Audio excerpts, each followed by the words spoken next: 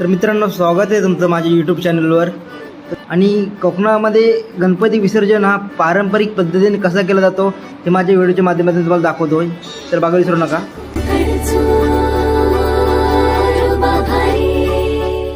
देवा तुझ्याच साठी उघडून दार, वाट पाहून झाली फार.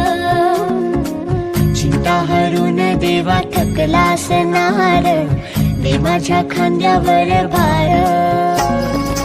थोडा इथं टेकून जा, घास खाऊन माझ्या हातातला.